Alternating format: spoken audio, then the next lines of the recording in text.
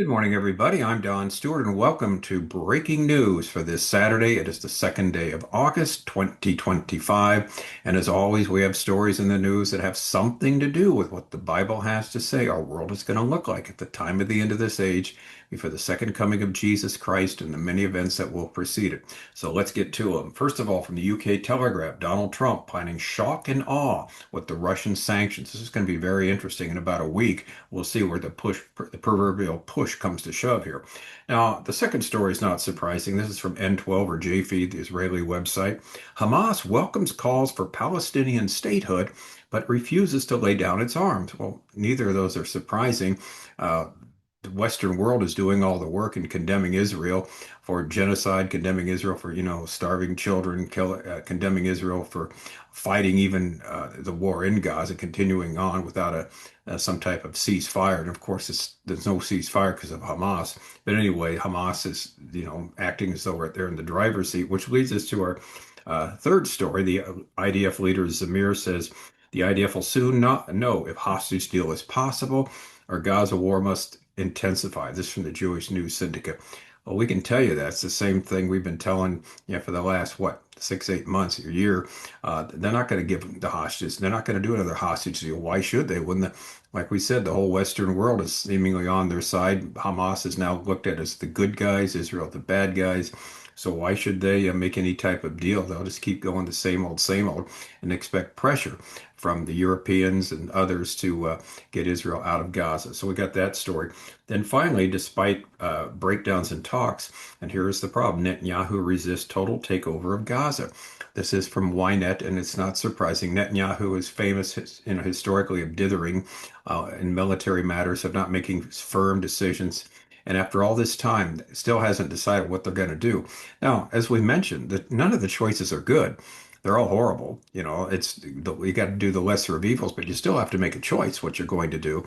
And to keep putting it off, putting it off, putting it off, you can't do that forever. All right, before we get into that, we have good news. We have finally finished our project. Sorry it took so long, but we worked very hard in trying to get it right. What it is, we have updated our book, 45 Common Mistakes About Last Days Bible Prophecy, to 50 mistakes. Now it's called about last days Bible, 50 Common Mistakes About Last Days Bible Prophecy Cleared Up. It's found on our website. Now the revised one is there. You can download it right now from our website, Educating Our World, under the heading of Bible Prophecy. And again, the category Read. These are the books that you read that we've done. We've got 65 of them on 11 different topics and 12 on Bible prophecies. So what we've done, we've added 5 different mistakes that are common.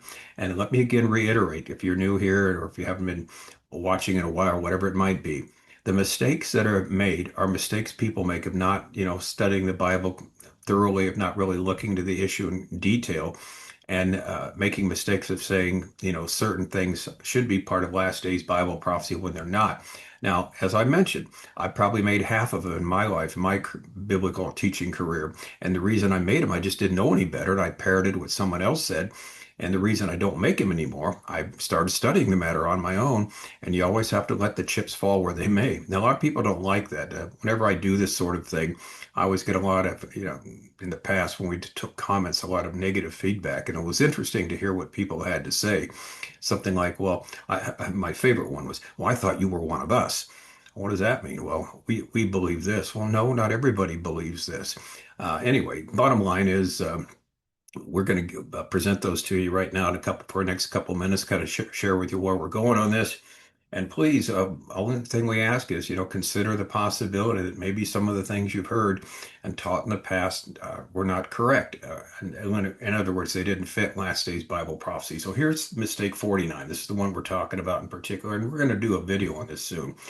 It's make sure all biblical passages that are cited for last days Bible prophecy are correctly placed in one of 3 categories. Because you got all kinds of passages that are cited. Again, category number 1, passages that definitely speak of the end time. That's the first category. There's a number of passages in both testaments that speak about events at the time of the end. Many of them are highlighted in our book, 25 Signs. We're near the end. And most of them are very clear from the context. They're talking about the last days before the second coming of Christ, before Jesus returns. The entire book of Daniel, Ezekiel 36 to 39, Matthew 24, 25, 2 Thessalonians 2, Revelation 4 to 19. These are all examples. Yeah, they're speaking the time. And there's no doubt about that. That's not the question. Here's the issue, though. And here's where we get the controversy coming in. Passages that have nothing to do with the time of the end. Now, this is where we find many mistakes, and they come in two varieties. First, there are passages wrongly assigned to the last days. However, upon closer examination, we find they have nothing to do with end times. And then there are passages that deal with the last days, but they make a mistake in determining what exactly is predicted. So we're talking about these and we break them down for you. And what we've done in number 49 mistake, we just summarize what we've said earlier because each one of these we go through in great detail in the book. So here's the list of the ones that you should never use with respect to last days Bible prophecy. And many are going to be shocked hearing this. Go, well, I've heard this my whole life. Well, here's the first one, Isaiah 17, the prediction of the destruction of Damascus, mistake 41 of our 50 mistakes. This has absolutely nothing to do with the time of the end. Isaiah chapter 17, the destruction of Damascus. I'll give you an example. One comment. When I mentioned that on the air, they said, well, Isaiah 17:1 talks about Damascus being destroyed. It hadn't been destroyed. So how can you say it's not going to happen in the future? Because God predicts its destruction. And my answer is, well, have you read the previous 16 chapters of Isaiah? Do that and get back to me. Why do I say that? Because in the previous 16 chapters, Damascus is used specifically for the ancient kingdom of Aram. They're used interchangeably. It's not speaking only of the city of Damascus. It's shorthand for this ancient kingdom that was indeed destroyed, just like the Bible says. And so if you, again, read the context of this, you'll find out there's no destruction of Damascus in the future, as people are saying.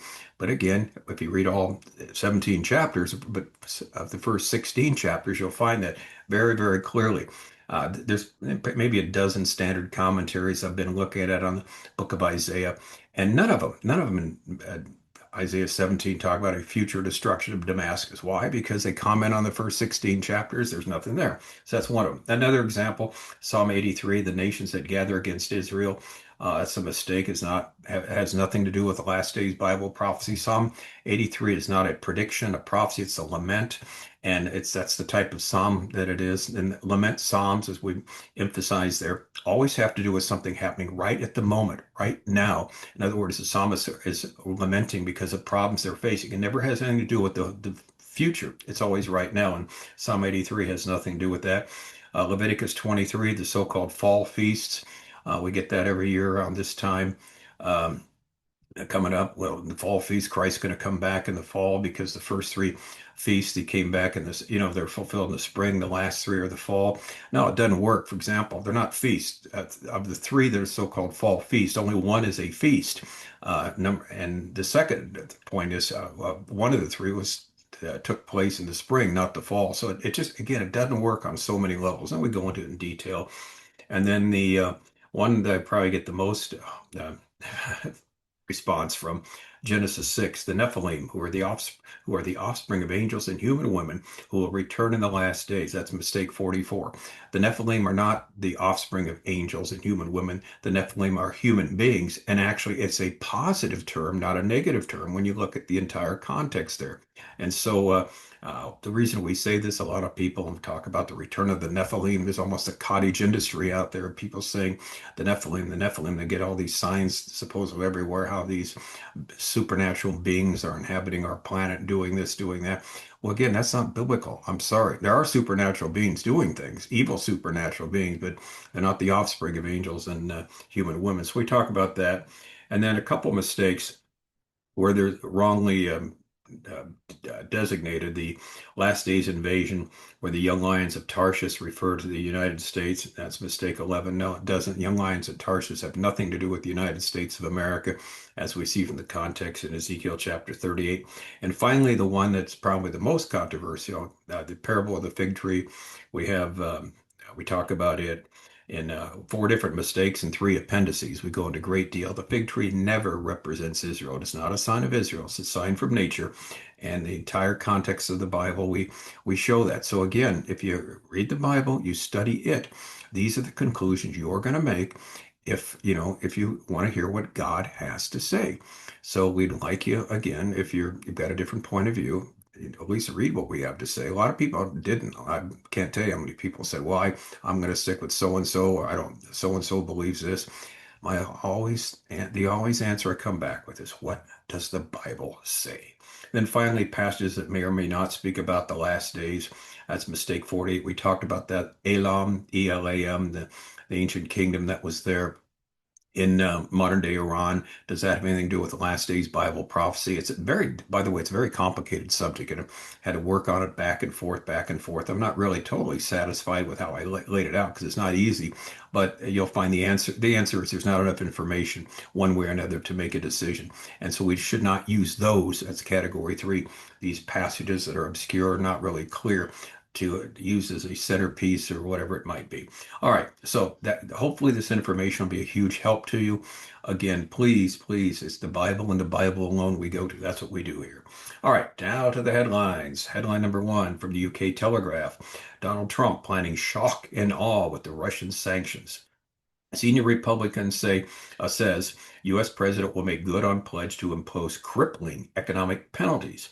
Donald Trump, the U.S. president, is preparing shock and awe sanctions on Russian exports, a senior Republican has said. Senator Jim Risch, RISCH, the chairman of the powerful Senate Foreign Relations Committee, said Mr. Trump would make good on his pledge to impose crippling economic penalties on Moscow's trading partners by August 8th. That's 6 days from now. The U.S. president this week shortened his deadline for hitting Russia with the most severe sanctions on its oil exports to date, giving Vladimir Putin 10 days to reach a deal to end the war with Ukraine.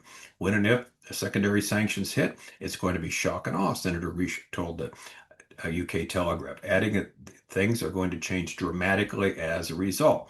So-called secondary sanctions, which cut short the president's previous 50-day time frame, were slated to slap 100% tariffs on buyers of Russian oil, with the biggest customers being India and China. In other words, coming in about 6 days, if you continue to buy Russian oil, we're going to put 100% tariffs on your product. That's really huge. So it's going to be interesting to see how this turns out. And like each of the stories we deal with today, nobody knows what's going to happen. So we just wait and see. Speaking of nobody knows, this is one you could call very easily. Hamas welcomes calls for Palestinian statehood, but refuses to lay down its arms. This is from the Israeli site N12 or JFEED. Hamas welcomed international moves towards Palestinian statehood, but rejected demands to disarm and transfer Gaza's control to the Palestinian Authority, insisting on continued resistance. The statement, responding to a 17-nation declaration, has drawn sharp criticism from Israeli and U.S. leaders amidst ongoing conflict and hostage crises. They continue, again, the U.S. and Israel doesn't like it, and they shouldn't, but Hamas clearly doesn't care. Hamas issued a statement welcoming the international support for Palestinian statehood, but firmly rejected calls to disarm and cede control of Gaza to the Palestinian Authority. In other words, we're staying, you will have to move us out. The terrorist group responsible for the October 7th, 2023 attack that killed 1,200 people and abducted 251 expressed appreciation for positive positions from a New York conference where 17 nations, including Egypt, Saudi Arabia, Qatar, France, the UK, and Canada, demanded Hamas relinquish its weapons and governance of Gaza. The joint declaration, backed by the EU and Arab League, stated, in the context of ending the war in Gaza, Hamas must end its rule in Gaza and hand over its weapons to the Palestinian Authority with international engagement and support, in line with the objective of a sovereign, independent Palestinian state. Now, that's what they concluded. But Hamas, however, insisted no, resistance and its weapons are a national and legal entitlement under international law. They refuse to disarm until the occupation persists and a fully sovereign Palestinian state is established. In other words, we're not going to go anywhere. We're not going to leave. We're not going to disarm. Their group claims statehood is the fruit of our people's ongoing struggle and an original and natural right, demanding an end to what it called Israel's war of extermination and ethnic cleansing and the prosecution of Israeli leaders as war criminals. Hamas also has condemned any normalization with Israel. Now, None of this is surprising. They're a terrorist organization. They're murderers who live for the goal of destroying Israel. Their charter calls for the destruction of the state of Israel. So why anybody is surprised with this, why they think they can negotiate with these people is like is then beyond us. We never could understand why this was thought. But here's, it's coming down to the time where you got to realize this is the facts are the facts. Headline number three, Zamir says the IDF will soon know if hostage deal is possible or Gaza war must intensify. This is the Jewish News Syndicate. He's the IDF chief. He says the achievements you have made provide us with operational flexibility. He's talking to his soldiers in the Gaza Strip. The Israeli Defense Forces will soon know whether a deal to recover the 50 remaining hostages in Gaza is possible or whether the military campaign will need to intensify. IDF Chief of Staff Lieutenant Eyal Zamir said on Friday, I think that in the coming days we will know whether we can reach an agreement for a release of our hostages. If not, the combat will continue without rest, he said during a situational assessment in the Strip. He said, we will adapt to the changing reality according to our interests. The achievements you have made provide us with operation flexibility, he told the soldiers of the Strip. He also said the accusations of deliberate starvation in Gaza are a calculated, deceptive attempt to falsely portray the IDF as committing war crimes, stressing that the responsibility for the humanitarian situation in the Palestinian enclave lies with Hamas. Again, anybody who looks into it objectively should know that as Hamas is stopping the food from getting to the people as they show pictures of themselves underground feasting over these great buffets of all this food, and people are crying out for food there because Hamas, intercepts the trucks, sells it at exorbitant prices, and then decides who gets it, who doesn't. But it also wants a certain number of people to starve so that the world press can get pictures of these people so they can blame Israel for them. And again, like we said, Hamas has no reason to continue to negotiate. It's just let the Western world continue to condemn Israel and call for this Palestinian state, and they'll just sit there and continue to blame Israel themselves. All right, and finally, headline number four. Despite breakdown in talks, Netanyahu resists total takeover of Gaza. This is from YNET. Now, this is one of these unsourced stories or sources say, and usually we don't believe these, but Netanyahu has a history of dithering, of not really being very, shall we say, out in front with respect to military things. And here's the story from YNET. The PM is postponing a decision on expanding military operations in Gaza, despite growing pressure from cabinet ministers pushing for a full takeover as ceasefire and hostage talks with Hamas remain stalled. He's postponing the decision about whether to expand the operations and the hostage deal is from CNN, not a very good source, but it does make sense, sadly. Against the backdrop of increasing pressure from families of Israeli hostages who are pleading for the war to end in exchange for their loved ones' release, as we, know they should be, we certainly sympathize with them. The source said no decision will be made this week. And our response is this is not surprising given Netanyahu's history, but a decision must eventually be made. The problem is there is no good decision. The lesser of evils must be chosen. They must make a choice. It's going to be tough. Not everyone's going to like it. And, and again, you got to do what you got to do. So we'll see what happens. Again, as always, with all these stories, we don't know how it's going to turn out, when it's going to turn out, but we know something has to happen soon. All right, I'm Don Stewart. Thank you so much for watching. Until next time, as always, may the Lord richly, richly bless.